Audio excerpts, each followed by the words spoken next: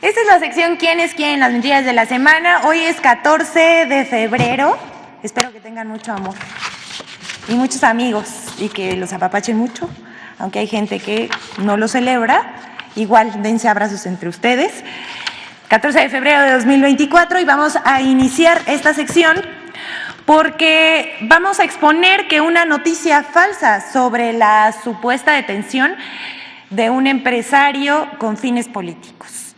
El pasado 8 de febrero circuló un video a través de redes sociales que se convirtió en noticia falsa de algunos medios. Se trata de un video en el que supuestamente se arresta al empresario Marco Landucci. Según las versiones publicadas, por órdenes del Gobierno de México. Eso fue lo que publicaron a través de redes sociales y algunos medios de comunicación. Esto resultó falso y también hay que decir que este video es viejo.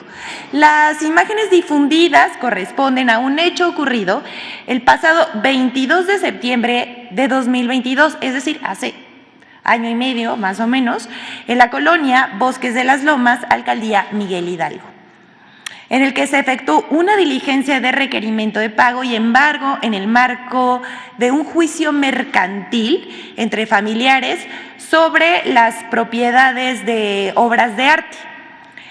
En ese momento y también en este momento, la Secretaría de Seguridad Ciudadana de la Ciudad de México tuvo que desmentir y dijo que en ese momento solo se estableció un perímetro con elementos de la Policía Metropolitana para permitir el embargo precautorio.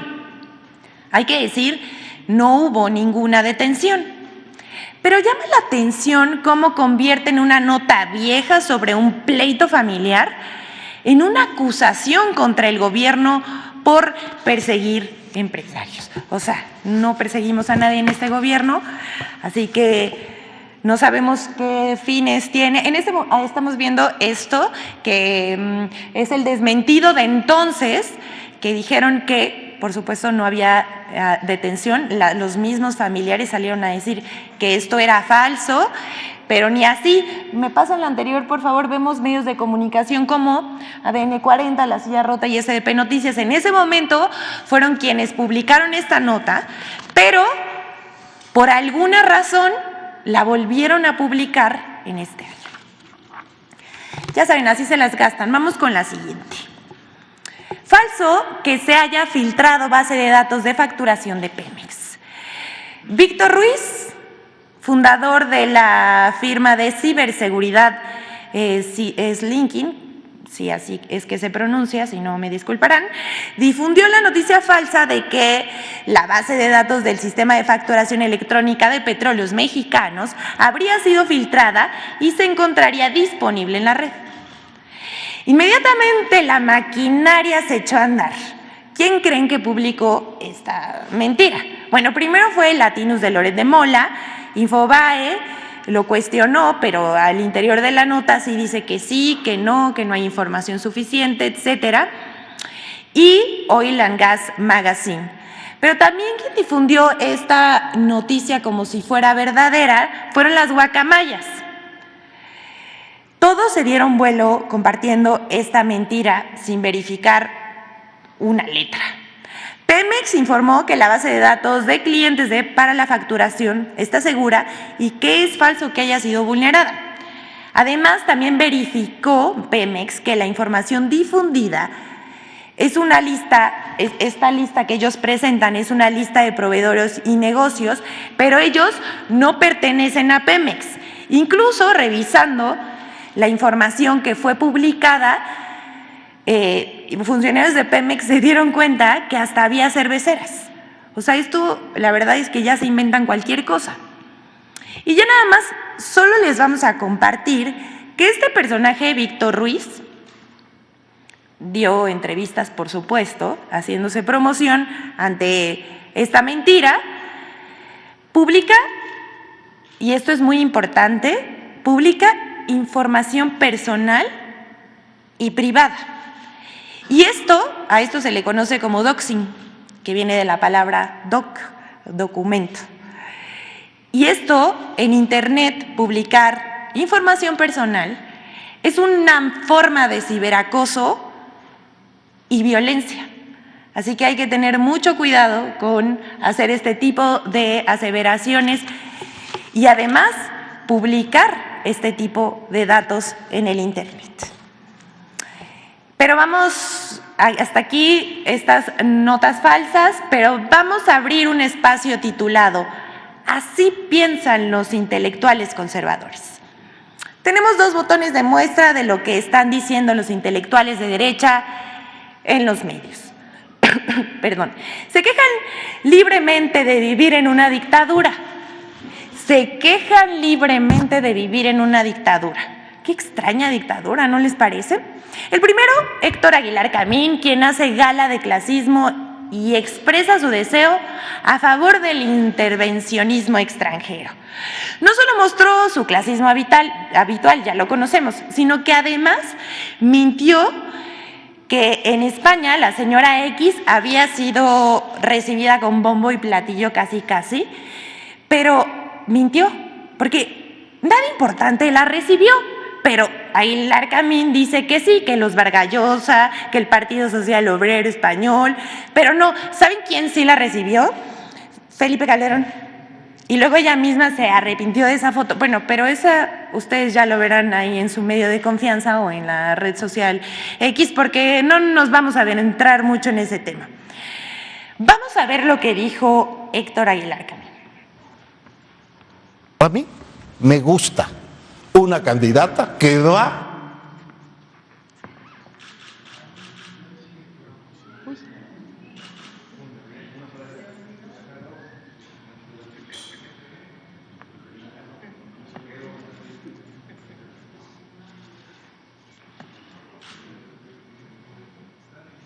es para...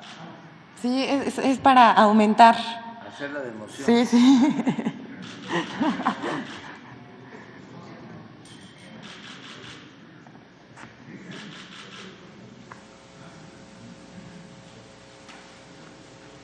A mí me gusta una candidata que va a los Estados Unidos, habla con los medios, habla con los empresarios, le dice a la OEA que venga a observar la elección que está inclinada en México y hace su trabajo y consigue muchísima prensa con eso.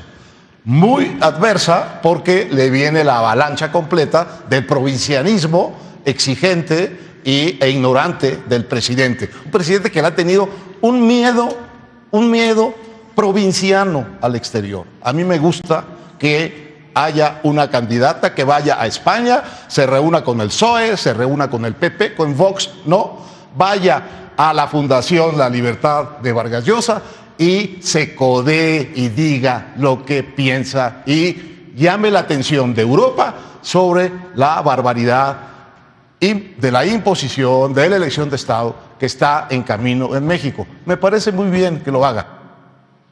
Se disoció, lo perdimos. Hasta aquí Aguilar Camín. Pero ahora presentamos a Sergio Sarmiento, que se siente con la autoridad moral al asegurar que el acceso al agua no es un derecho humano y aboga por su privatización. Vamos a escuchar de viva voz al columnista de Reforma y presentador de noticias del Heraldo Radio. Pero antes de escucharlo, recordemos algo. El artículo 4 de la Constitución mexicana reconoce el derecho humano al agua.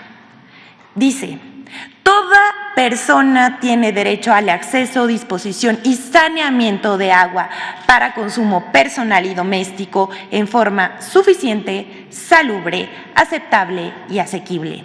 El Estado garantizará este derecho y la ley definirá las bases, apoyos y modalidades para el acceso y uso equitativo y sustentable de los recursos hídricos, estableciendo la participación de la Federación, las entidades federativas y los municipios, así como la participación de la ciudadanía para la consecución de dichos fines.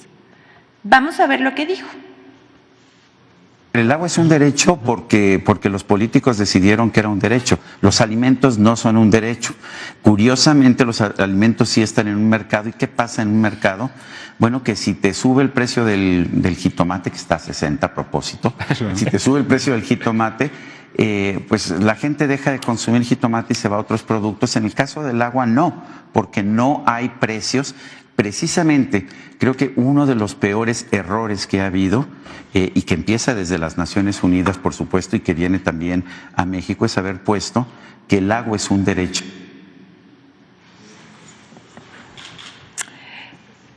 También hay que decir que después de esta mesa de análisis, él escribió para el Diario Reforma esta columna que se llama Sin Derecho al Agua, en donde él dice, cito, uno de los peores errores ha sido convertir el agua en un derecho humano.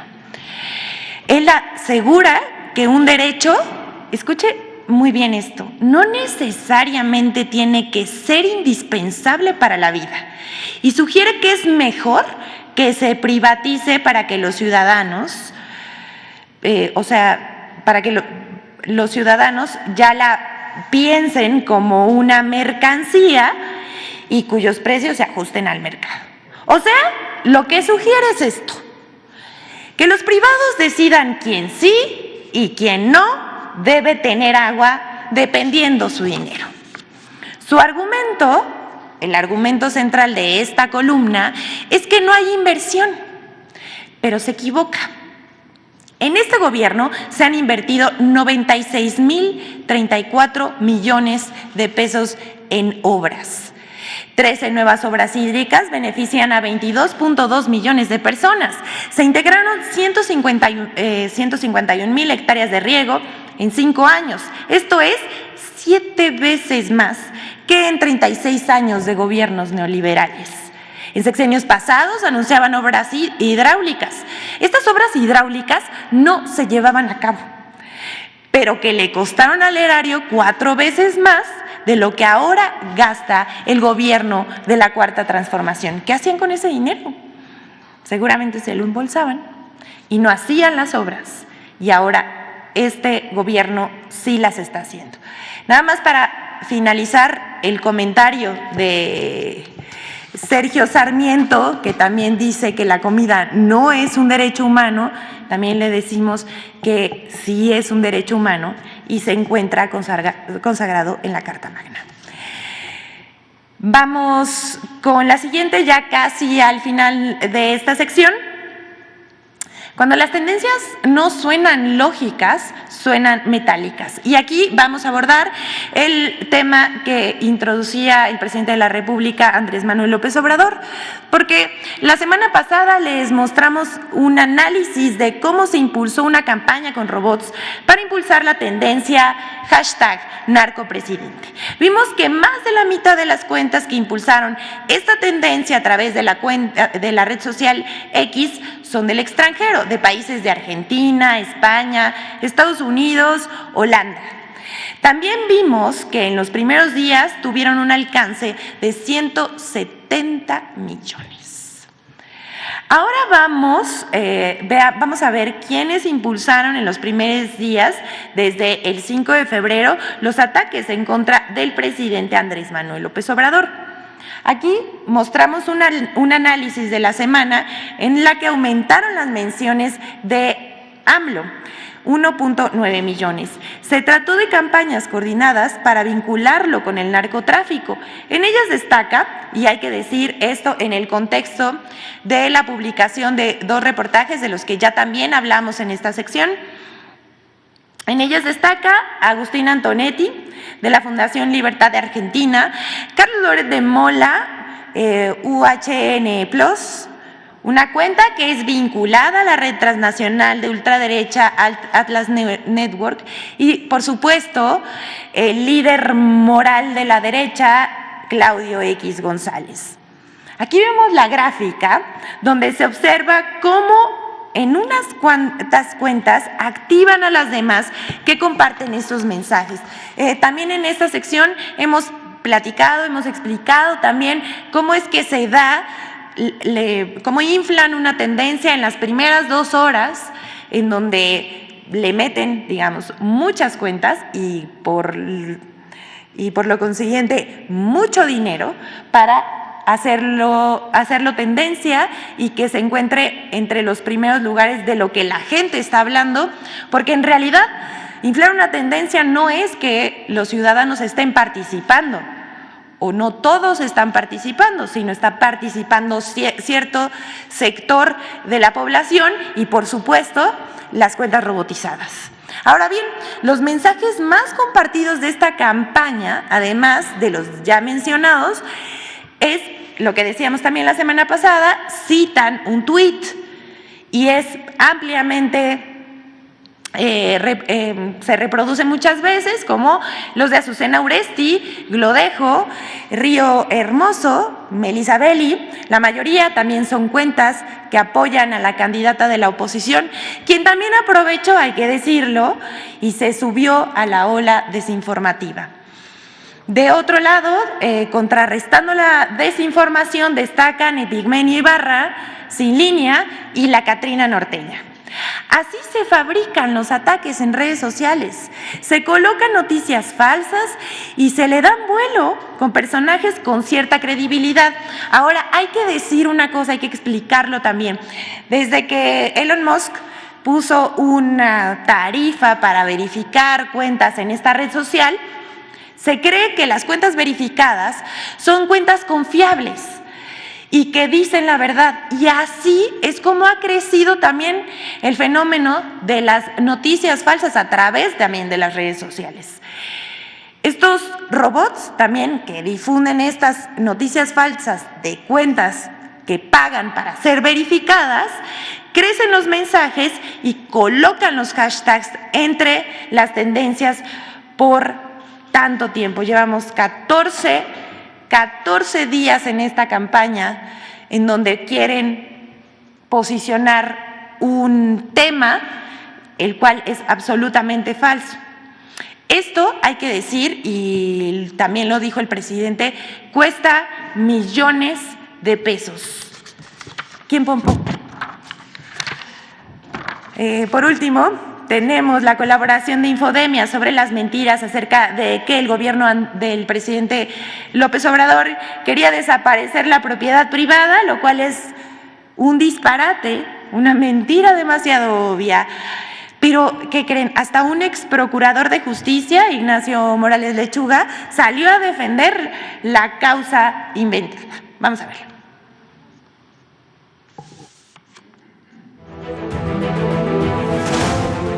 Usuarios de redes sociales, comentaristas y políticos de oposición construyeron en 3 pasos una ola de desinformación que aseguraba falsamente que el gobierno de México quería eliminar la propiedad privada.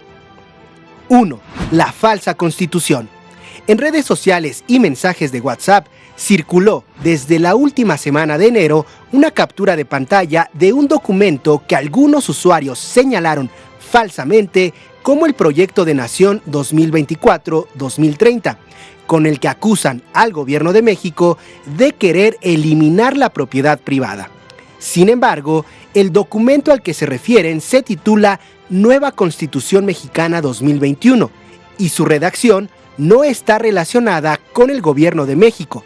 La autoría del documento corresponde al Consejo Nacional del Pueblo Mexicano, organización que incluso se ha deslindado del partido Morena. 2. Un ex procurador de la República señala un falso atentado contra la propiedad privada. El 9 de febrero, el ex procurador general de la República, Ignacio Rey Morales Lechuga, aseguró en su cuenta de X que, de acuerdo al proyecto de constitución que presentaron los morenistas, se pretende abolir la propiedad privada, lo cual es falso.